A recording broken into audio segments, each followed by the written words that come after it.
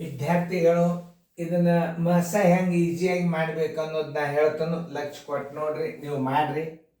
ನೀವು ಮಾಡಿದಿಂದ ಬಾಯದಿಂದ ಹೆಂಗೆ ಉತ್ತರ ಹಾಕೋದು ನಿಮ್ಗೆ ನಾ ತೋರಿಸ್ತೀನಿ.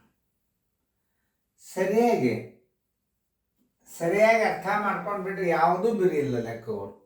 ಇವೆಲ್ಲ ನೋಡ್ರಿ 4, 8, 12 ಮಸ ತಕ್ಕೊತ್ ಕೂಡ್ತೀರಿ, ನೀವು ಮಾಡಬೇಡ್ರಿ. ಈಗ ನೀವು 3 ಅಂಕಿಗಳನ್ನು ಇಲ್ಲಿ ಹಚ್ಕೋರಿ, 4 ಹಚ್ಕೋರಿ, 8 ಹಚ್ಕೋರಿ, ಆಮೇಲೆ 12 ಹಚ್ಕೋರಿ. ಹೌದಾ? ಎದರಲ್ಲಿ ಹೋಗ್ತದೆ ಇದು ಭಾಗ? ಈ ಮೂರು ಅಂಕಿ ಒಳಗೆ ಸಣ್ಣ ಅಂಕಿ ಯಾವ್ದು ಅದನ್ನು ಹುಡುಕ್ಯಾಡ್ರಿ. ಮೊದಲು ಲಸಾದಾಗ ದೊಡ್ಡ ಅಂಕಿ ತಗೋಬೇಕು, 12 ತಗೋಬೇಕು. ಲಸ ಕೇಳಿದಾರ, ಮಸ ಕೇಳಿದ್ರೆ ಸಣ್ಣ ಅಂಕಿ ತಗೋಬೇಕು. ಇದು ಭಾಳ ನೆನ್ಪಿಟ್ಕೋಬೇಕು. ನೀವು ಮಸ ಕೇಳಿದ ಅಂತಂದ್ರೆ ಇದರೊಳಗೆ ಇದ್ರದ್ದು ಲಸ ಎಷ್ಟು ಅಂದ್ರೆ ದೊಡ್ಡ ಅಂಕಿ 12 ಬಗ್ಗೆ ಬರ್ಕೊತ ಹೋಗ್ಬೇಕು. ನೀವು ಮಸ ಕೇಳಿದಂದ್ರೆ ಇಲ್ಲಿ ಏನ್ ಮಾಡ್ಬೇಕು? ಸಣ್ಣ ಅಂಕಿ ವಿಚಾರ ಮಾಡ್ಬೇಕು. ಯಾವಾಗ ಸಣ್ಣ ಅಂಕಿ ವಿಚಾರ ಮಾಡಿದ್ರೆ ನಿಮಗೆ ಮಸ ಬರ್ತದೆ. ಸಣ್ಣ ಅಂಕಿ ಅಂದ್ರೆ ಹೆಂಗ್ರಿ ಸರ್ ಅಂತಂದ್ರೆ 4 ಅದ ಸಣ್ಣ. ಈ 4ರಲ್ಲಿ ಎಲ್ಲದಕ್ಕೂ ಭಾಗ ಹೋಗ್ತದಿಲ್ಲ ನೋಡ್ರಿ. 4 1 4, 4 2 8, 4 3 12.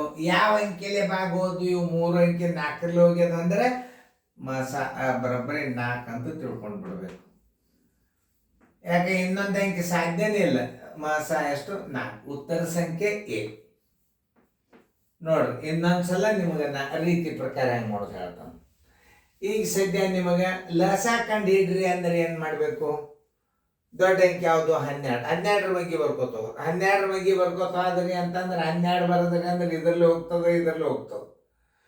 ಆಮೇಲೆ 8ರಲ್ಲಿ ಹೋಗೋದಲ್ಲ. 12 24 ಬರೀರಿ. ಈಗ 4ರಲ್ಲಿ ಹೋತ್, 8ರಲ್ಲಿ ಹೋತ್, 12ರಲ್ಲಿ ಹೋತ್. ಅದೇ ಲಸ.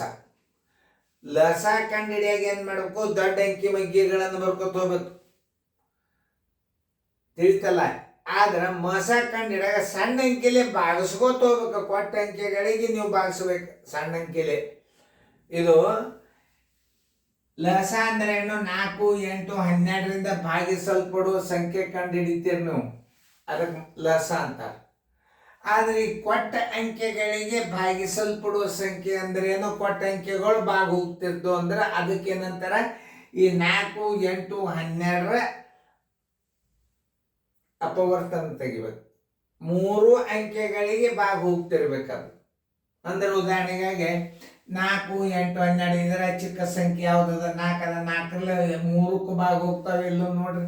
4ರಲ್ಲಿ ಹೊಡೆದ್ರೆ ಅದ 4 1 4 2 4 3 2 ಅವಿಭಾಜ್ಯ ಸಂಖ್ಯೆ ಬಂದು ಇಲ್ಲೇ ಮಸ ಮುಗೀತು.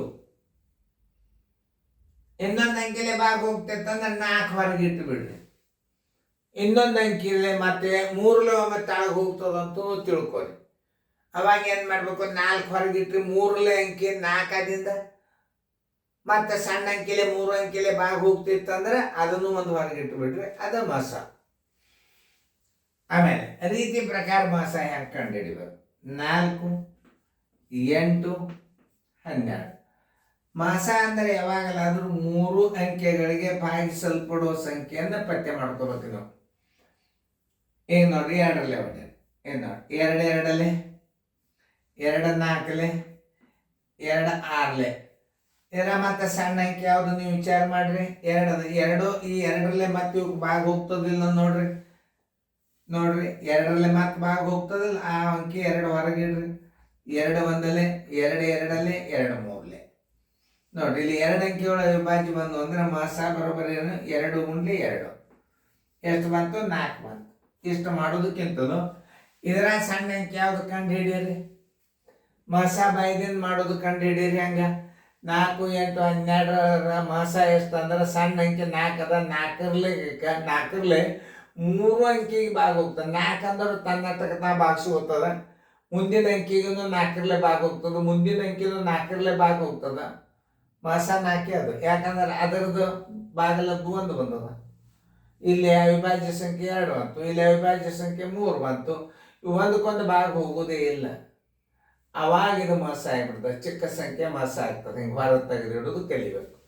ಅಂಥವು ನಿಮಗೆ ನಾನು ಲಸ ಮಸ ಇದನ್ನು ಮಾಡು ಹಾಕಿದ್ದು ನಾನು ನಿಮಗೆ. 4, 8, 12ರ ಮಸ ಎಷ್ಟು ಅಂದ್ರೆ ಇದರ ಚಿಕ್ಕ ಸಂಖ್ಯೆ ಯಾವುದು? 4. 4ರಲ್ಲಿ 3 ಅಂಕಿ ಭಾಗ ಹೋಗ್ತಿರ್ತಾರೆ. ಇದನ್ನು ಹೊರಗೆ ತೆಗೆದು ಮಸ ಅಂತ ಬರೆದು ಬಿಡ್ರಿ. ತಿಳಿತಲ್ಲ ನಿಮಗೆ? ಮುಂದಿನ ಗಣಿತಗಳು ಮಾಸಾಗಳು ನೀವು ಬಾಯ್ದೇನ್ ಮಾಡ್ರಿ ನಿಮಗೆ ತಿಳಿತದ.